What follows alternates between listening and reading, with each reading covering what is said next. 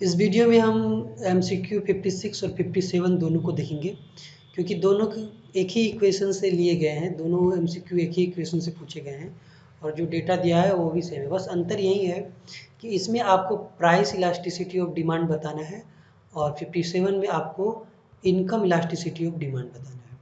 तो सिंपली मैंने यहाँ पे डेटा को लिख लिया है। तो आप देखिए कि प्राइस इलास्टिसिटी और इनकम इलास्टिसिटी का जो फॉर्मूला है, आपको पता होगा कि ये change in Q by change in P और P by into P by Q, ये प्राइस इलास्टिसिटी का होता है। और इसी तरह इनकम इलास्टिसिटी का क्या होगा, चेंज इन क्यू यानी change in quantity bye change in income multiplied by income by quantity. तो ये फॉर्मूला होता है, तो इसी फॉर्मूला को अप्लाई करना है। तो पहले प्राइस को हम देखते हैं कि प्राइस में आपको change in Q change in by change in P को आप partial derivative of Q with respect to P भी लिख सकते हैं। इसका मतलब इस इक्वेशन का अगर पी के रिस्पेक्ट में आप पार्शियल डेरिवेटिव करें तो ये वाला पार्ट आपका निकल जाएगा। लेकिन और इसके बाद पी तो दिया हुआ है यहाँ पे 25 और क्यू आपको निकालने के लिए क्या करना पड़ेगा, ये दोनों जो वैल्यूज़ हैं इसमें रखना पड़ेगा, इससे क्यू निकल जाएगा। तो पहले हम क्यू निकाल लेते हैं, उसके बाद हम इसे निकालें। तो इसी की जगह पे हम सभी वैल्यूज़ को रखेंगे। जैसे पी हमें पता है 25 हमने रख दिया। अब यहाँ पर हम क्यू को हमें पता करना है, तो क्यू के लिए हम इसे सॉल्व करेंगे। यहाँ वही होगा कि q इज इक्वल टू 700, तो 700 ही रह जाएगा। उसके बाद -2 मल्टीप्लाइड बाय p होगा, यानी 2 मल्टीप्लाइड बाय p करने का मतलब क्या है, p इज इक्वल टू 20। तो यहाँ 25 दे दिया मैंने। उसके बाद यहाँ 0.02 को मल्टीप्लाई करेंगे हम y से। इसका मतलब y का जो वैल्यू दिया है वह है उसे हम रखेंगे, यानी y का वैल्यू है 5000। तो जब आप इसे सॉल्व करेंगे तो q इज इक्वल टू आपका कुछ इस तरह आएगा। पहले इतना होगा और 750 आपका फाइनली आ जाएगा। तो अब q हमें पता चल गया, तो q की जगह पे हम यहाँ पे q का वैल्यू रख देंगे। तो यहाँ पे हमने q का वैल्यू रख दिया। अब हमें चाहिए partial derivative of q with respect to p। तो हम इसे करेंगे यहाँ, इसी जो मेन इक्वेशन था हमारा, जो मेन फंक्शन था उसी का हम पार्शियल डेरिवेटिव करेंगे, यानी इसको करेंगे।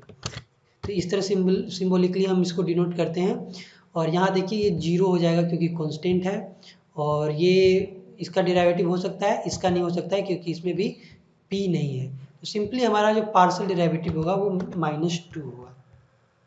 तो जो पार्शियल डेरिवेटिव यहाँ पे था वहाँ पे -2 हम लिखेंगे, यानी यहाँ पे हमारा सिर्फ -2 होगा। और जब आप इसे सॉल्व करेंगे तो आपका आंसर आ जाएगा। जैसे इसे सॉल्व करने के बाद शायद आपका आएगा 0.067। तो इसके पीछे एक माइनस भी होना चाहिए, तो ये माइनस हो जाएगा, यानी कि ये आपका प्राइस इलास्टिसिटी ऑफ डिमांड निकला। अब इसके पीछे माइनस है, इससे कंफ्यूज मत होइएगा, क्योंकि प्राइस इलास्टिसिटी ऑफ डिमांड को या फिर इलास्टिसिटी को हम जनरली एब्सोल्यूट टर्म में लेते हैं, इसलिए ऑप्शन में प्लस भी दिया हो तो यही आंसर सही होगा।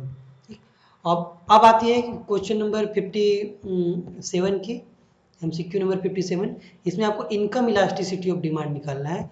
तो इसमें भी वही प्रक्रिया हम लेकर चलेंगे। जैसे कि एक तो हमें यहाँ पे चाहिए था y, तो y दिया हुआ है 5000, और q भी हमें पता चल ही गया है। तो हम पहले इसे कॉपी करके यहाँ रख लेते हैं और उसके बाद इसका वैल्यू एक एक करके हम रखेंगे। तो y हमारा 5000 है, तो हमने यहाँ 5000 दे दिया। फिर q इज इक्वल टू हमने निकाला, हमारा q इज इक्वल टू कितना है, 750 है। और अब हमें ये चाहिए partial derivative of q with respect to y। तो हम यहाँ पे देख सकते हैं कि हमने p के रिस्पेक्ट में किया है डेरिवेटिव, और जब हम इसी को q के रिस्पेक्ट में इसका डेरिवेटिव करेंगे, यानी कि यहाँ सिर्फ p की जगह पे एक q हो जाएगा। तो जैसे सॉरी y के रिस्पेक्ट में करेंगे हम यहाँ पे, क्योंकि y यहाँ पे इनकम है, यानी इनकम के रिस्पेक्ट में कर रहे हैं। तो जब आप इसको करेंगे तो ये 0 हो जाएगा, ये भी 0 हो जाएगा, क्योंकि इसमें y नहीं है, सिर्फ बचेगा 0.02। 0.02 हमारा partial derivative with respect to y होगा। और इसी वैल्यू को हम इस इक्वेशन में अपने रख देंगे, तो हमारा आंसर जो चाहिए वो निकल जाएगा। हम यहाँ रख देते हैं 0.02। तो जब आप इसे सॉल्व करेंगे तो आपका आंसर आएगा 0.1333। तो आपको उतना 33 लिखने की जरूरत नहीं है, आप 3 डेसिमल देख ही लें, तो यही हमारा आंसर होगा। आप ऑप्शन में भी देख सकते हैं, सारी चीज़ दी हुई है। यहाँ पे प्राइस इलास्टिसिटी हमारा 0.07 लिखा था, वो भी है। तो जिसने बनाया होगा ज़्यादातर लोगों ने तो यही किया होगा, और उसके बाद ज़्यादातर लोगों ने यही किया है। उसके बाद इनकम इलास्टिसिटी में भी 1.33 दिया हुआ है। इसमें भी ज़्यादातर लोगों ने सही ही बनाया है।